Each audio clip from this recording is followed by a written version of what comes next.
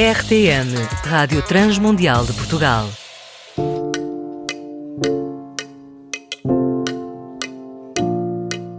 Hoje temos um episódio voltado para um dos clássicos da literatura russa, marcado por características de personagens que buscam uma conexão verdadeira e que não acaba como seria esperado. Mas para falar mais acerca de Noites Brancas, conto com a Yara Pinheiro, que é artista visual e que tem os seus workshops de processo visual e arte abstrata. E eu sou a Ana Margarida e começa agora mais um Entre Linhas.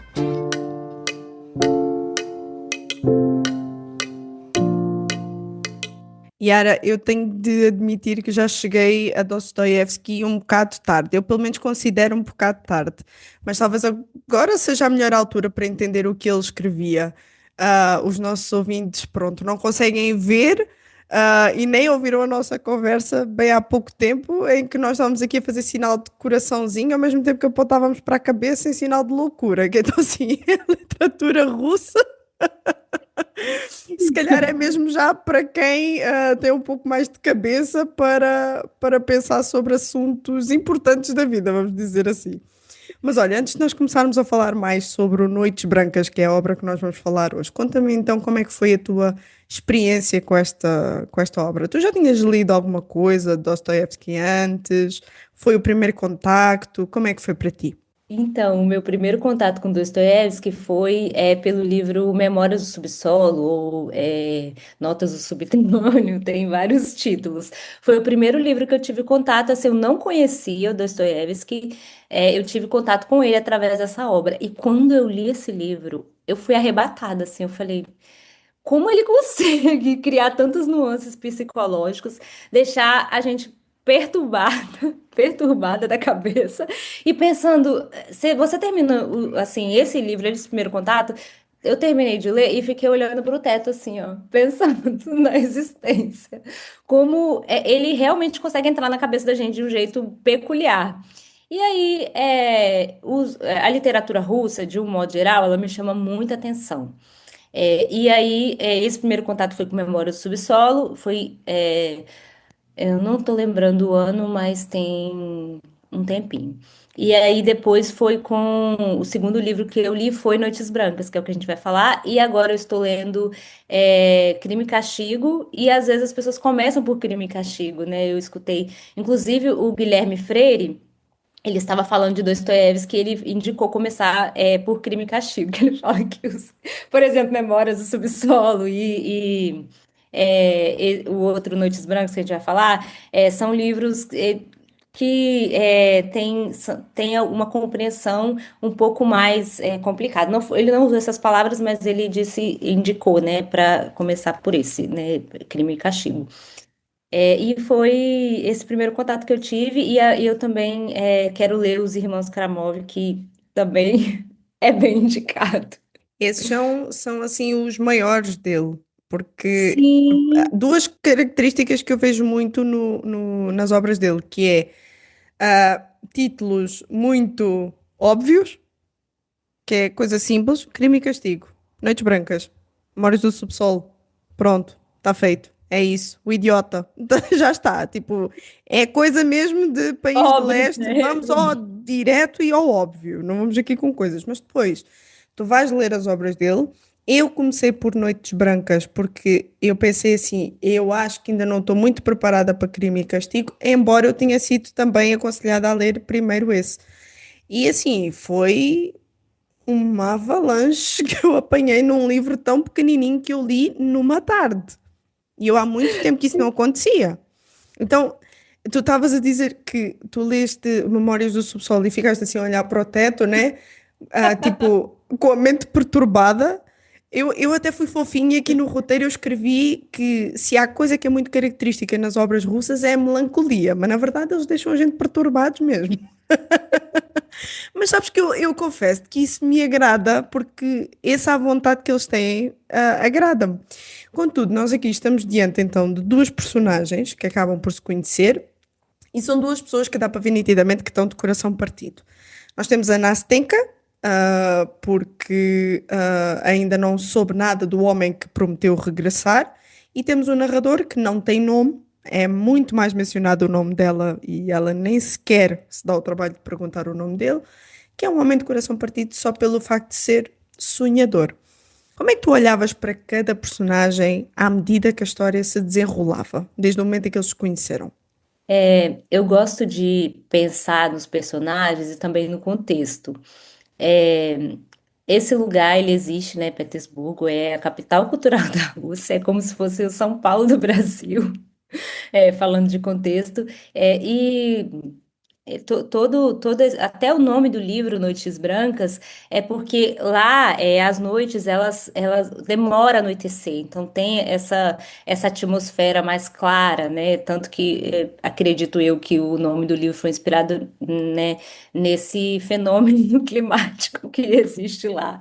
E aí, esse sonhador, o personagem principal, ele, não o personagem principal, mas é um personagem que se você parar para pensar, o Dostoiévski que escreveu esse livro, ele tinha 29 anos. Então, é um livro que tem uma visão romântica, tem uma visão apaixonada, tem uma visão muito diferente dos livros a seguir. E esse encontro dos dois, né, embora sejam personagens fictícios da história, tem muito da natureza humana. Tem muito dos sentimentos, das paixões. E o Dostoiévski, né, o sonhador, nesse livro, Noites Brancas, tem uma visão de mundo ingênua, que ao mesmo tempo que é ingênuo, eu tenho sentimentos muito maduros, assim, de profundidade, eles são camadas psicológicas que a gente olha e fica, lê, né, e consegue vislumbrar, a gente fica intrigado. E aí, quando eles se encontram ali, né, em uma situação que ela tá ali olhando o rio, né, e dá a entender que ela quer se jogar, algo nesse sentido. E ele chega aí, por aí você já começa. E ele chega, né? Eles começam um diálogo e aí a gente vê no desenrolar que ele se apaixona perdidamente por ela. E ela tem esse dilema com esse outro cara, ela mora com a avó. E aí eu acho muito interessante como ele explora a história. É o que você falou, é um livro aparentemente pequeno em páginas, mas isso não compromete em nada a profundidade do livro e também a forma como ele consegue mexer com a nossa cabeça de um jeito absurdo. Completamente, até porque eu percebi-me logo de algo muito importante, assim, logo ao início. A Ana Stenka, ela deixa bem raro não, ela deixa bem claro, raro é o que aconteceu com o sonhador, né? Ela deixa assim bem claro que, ó, não é para te apaixonares por mim. Ela por si só Sim, já está ali na margem do rio, a olhar para o rio, a chorar, sim. desconsolada. O rapaz já fica, meu Deus, uma dama em apuros. E ali está claro que ela não o ia querer. Então já estava ali bem demarcada a intenção de uma pessoa, porque lá está, parece muito ingênua a forma como ele agiu, sempre com as emoções muito à flor da pele, como tu disseste, e muito bem, mas ao mesmo tempo ele parecia muito profundo nas suas ideias e ideais também, não só ideias daquilo que ele achava que iria acontecer, mas daquilo que ele acreditava que a vida deveria ser levada. Mas lá está, ela depois não deixa, mesmo assim, de querer a companhia dele e de vê-lo como uma opção para que não só houvesse ajuda para conseguir aquele rapaz de quem ela estava à espera, como também, olha, se não der este, tem-te a ti. Será que não há aqui nesta obra, então, uma clara demonstração do que é uma defraudação? Ou seja, ela avisa desde o início, mas ela criou por perto. Ou seja, ela cria atenção sem a responsabilidade. E a verdade é que o narrador acabou por se apaixonar. E embora fosse alguém com uns ideais muito fortes e cabeça muito no sítio, a verdade é que os sentimentos meteram-se no meio. E afinal não eram assim tão fortes. Como é que tu olhas para este momento? Eu acredito que na teoria ela falou, tipo, não se apaixone por mim. Mas na prática, o sonhador, ele realmente é uma pessoa que se demonstrava muito solista, é uma pessoa que a personagem principal, né, a outra. Não, ela realmente ela queria ter ele por perto ali. Então, se a gente trazer, a gente está falando de uma história fictícia, né? A gente está falando de um livro, embora tenha elementos reais, como eu falei, tanto a cidade quanto os fenômenos climáticos, tanto também os dilemas que são humanos, então são reais, né? Tem essa questão do sentir. Então, eu acho que, de certa forma, se a gente olhar pelo nosso julgamento. De realidade da situação, eu acredito que sim, porque como você fala uma coisa, mas você demonstra outra, e ao mesmo tempo eu penso que isso faz parte também da natureza humana. Não estou falando que é certo ou errado, não estou fazendo julgamento moral, mas é, nós humanos, nós tendemos a fazer coisas que não são racionais.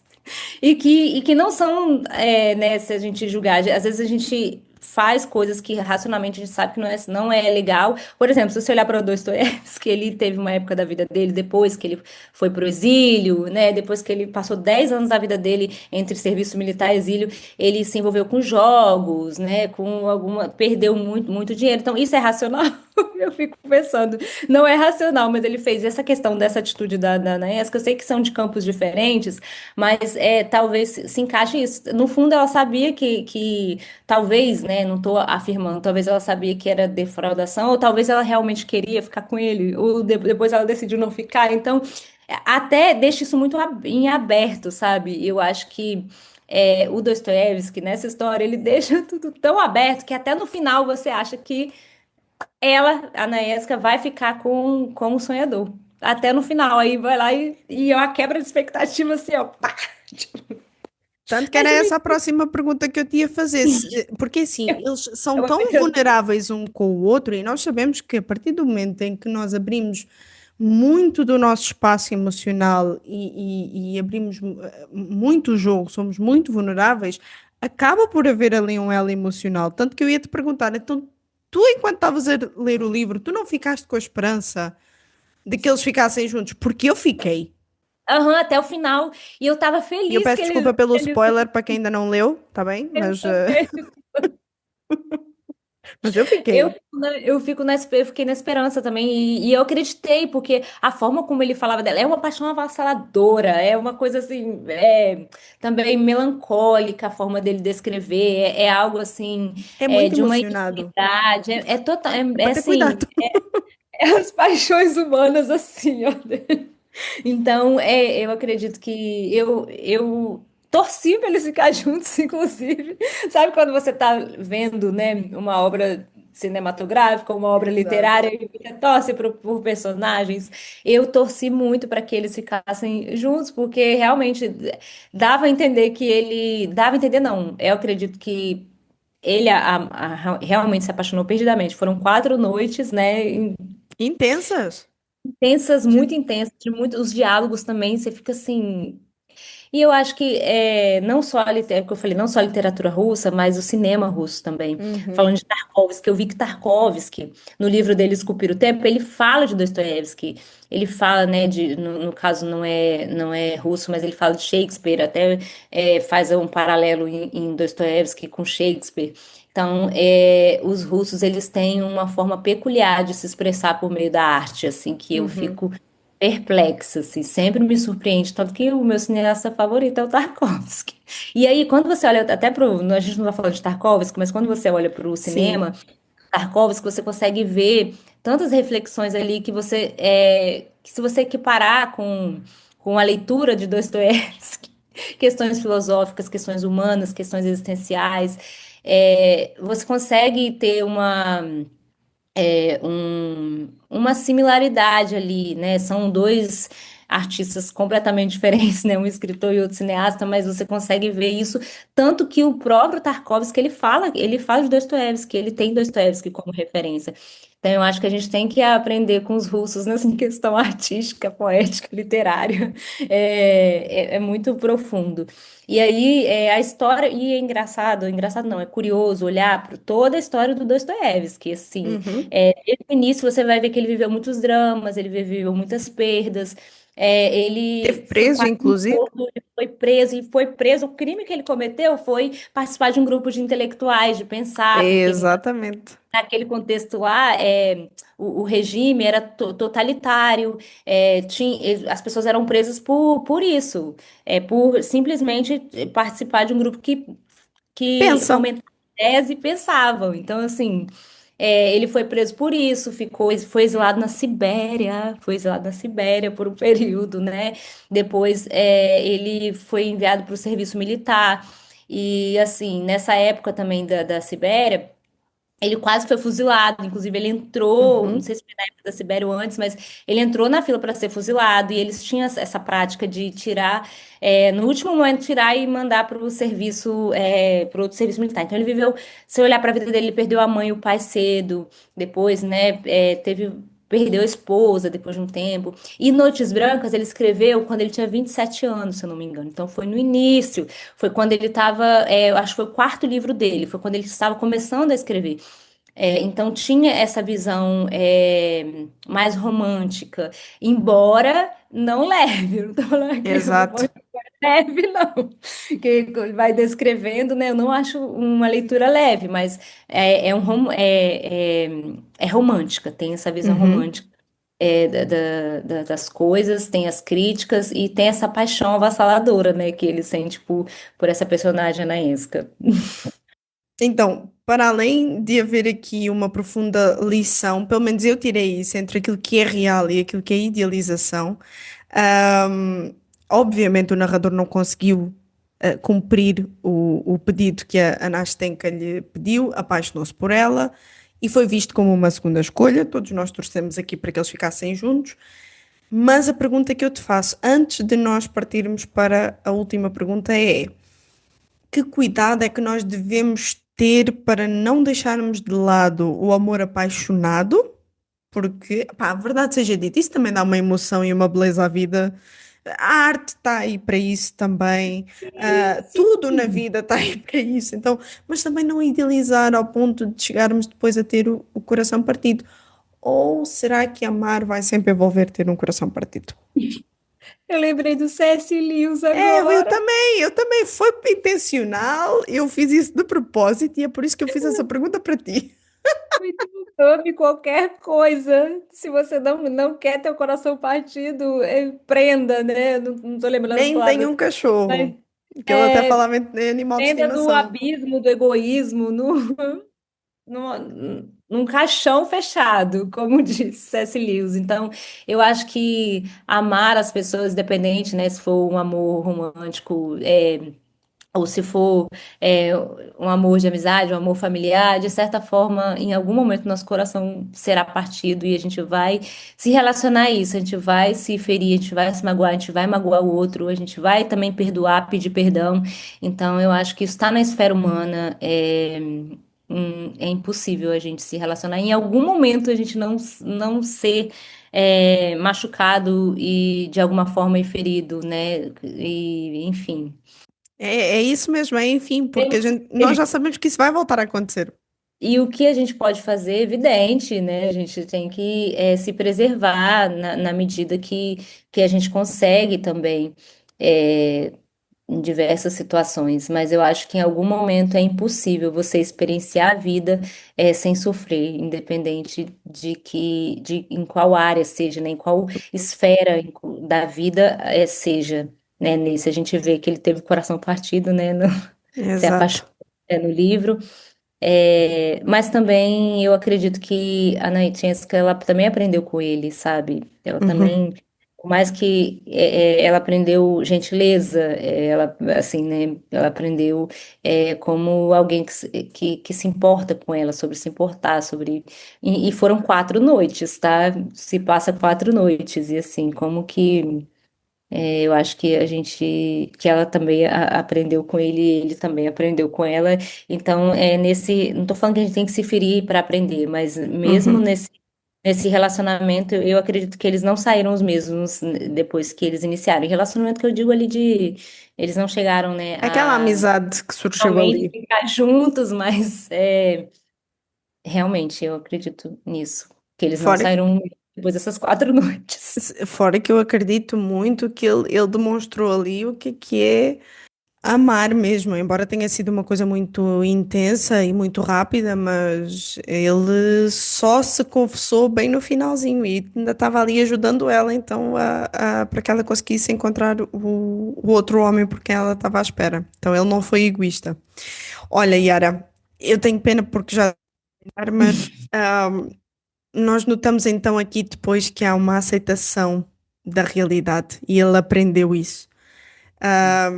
E eu gostaria de te pedir o seguinte: tu poderias deixar um conselho aos nossos ouvintes, não só para lerem esta obra, mas também para que com ela possam aprender a aceitar a realidade, mesmo quando às vezes a realidade não é o que se espera. Eu acho que o conselho que eu tenho para dar está nas suas palavras, e realmente é aceitar a realidade quando ela vem e não, não é o que acontece com a gente, né? Eu já escuto muito isso, mas o que que a gente faz com o que acontece com a gente? E às vezes o que a gente tem que fazer é sofrer naquele momento. É como uma ferida aberta que ela vai, em algum momento, ela vai ser curada, vai cicatrizar, talvez vai ficar cicatriz ali, ou talvez vai ser imperceptível. Então, viver, como diz um escritor que eu gosto, é um eterno rasgar-se e remendar-se. O Entre Linhas contou com a participação especial de Yara Pinheiro e com a apresentação de Ana Margarida. Realização RTM Portugal.